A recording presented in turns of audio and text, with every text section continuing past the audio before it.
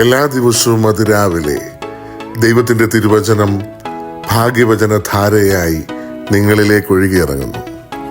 ഭാഗ്യവചനധാര എന്ന ഈ channel subscribe ചെയ്യാത്തവർ ഇന്ന് തന്നെ സബ്സ്ക്രൈബ് ചെയ്യുക.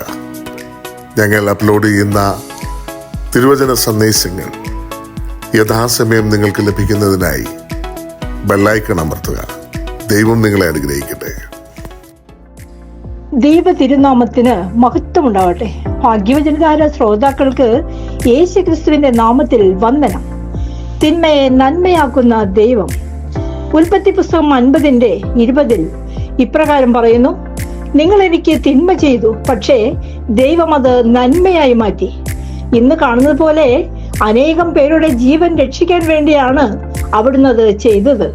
അതുകൊണ്ട് ഭയപ്പെടേണ്ട. നിങ്ങളെയും നിങ്ങളുടെ കുഞ്ഞുങ്ങളെയും ഞാൻ പോറ്റിക്കൊള്ളാം. പിതാവായ ഇസ്രായേൽ മറ്റു മക്കളെക്കാൾ കൂടുതലായി ജോസഫിനെ ഇഷ്ടപ്പെട്ടിരുന്നത് കൊണ്ടും ജോസഫിന്റെ സ്വപ്നങ്ങൾ സഹോദരനോട് വിവരിക്കുമ്പോൾ അവർക്ക് അവനോട് കൂടുതലായി വെറുപ്പുണ്ടാവുകയുമാണ് ചെയ്തത്.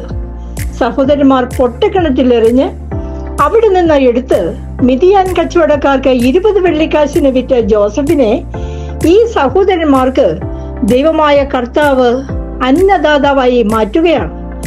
സഹോദരന്മാർ ജോസഫിനോട് തിന്മ ചെയ്തെങ്കിലും ദൈവം അവനെ അവരുടെ മുൻപിൽ നന്മയാക്കി മാറ്റി. നീ അവഗണിക്കപ്പെട്ടെടുത്ത് ദൈവം നിന്നെ ഉയർത്തും. വിശുദ്ധ യോഹന്നാന്റെ സുവിശേഷം 18:25 തീ കാഞ്ഞുകൊണ്ടിരുന്ന പത്രോസ് യേശുവിനെ ഒരു സ്ത്രീയുടെ മുമ്പിൽ വെച്ച് തള്ളിപ്പറയുന്നുണ്ട്. അതേ തീ കൂട്ടി പ്രാതലൊരുക്കി കാത്തിരുന്ന യേശു തമ്പുരാൻ പ്രാതൽ കഴിഞ്ഞപ്പോൾ പത്രോസിനോട് ചോദിക്കുന്നു: നീ ഇവരെക്കാൾ അധികമായി എന്നെ സ്നേഹിക്കുന്നുവോ?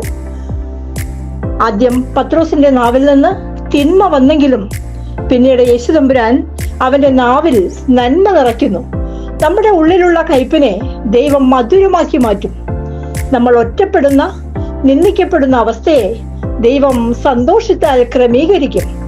യോഹന്നാൻ 16:21 ദുഃഖം സന്തോഷമായി മാറും എന്ന് പറയുന്നു.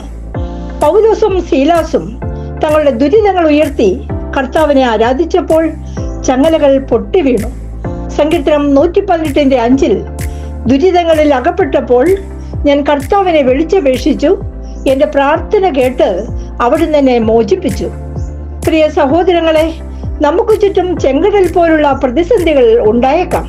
എന്നാൽ അവയെ എടുത്ത് ദൈവപിതാവിന്റെ പക്കലേക്ക് ഉയർത്തി നന്ദി പറഞ്ഞ് ദൈവത്തെ ആരാധിക്കുമ്പോൾ പിന്നീട് യാതൊരു തരത്തിലുള്ള പ്രതിസന്ധിയും നമ്മൾ കാണാത്ത വിധം വലിയ സന്തോഷമാക്കി, നന്മയാക്കി ദൈവം അവയെ മാറ്റുന്നു. നമുക്കറിയാം, കാനാവിലെ കല്യാണ വീട് വളരെ നാണക്കേടിന്റെ വക്കിലെത്തിയിരുന്ന ആ കുടുംബത്തെ യേശു തമ്പുരാൻ അവിടെ ഉണ്ടായിരുന്നതിനേക്കാൾ മേൽത്തരമായ വീഞ്ഞു നൽകി അനുഗ്രഹിക്കുന്നു.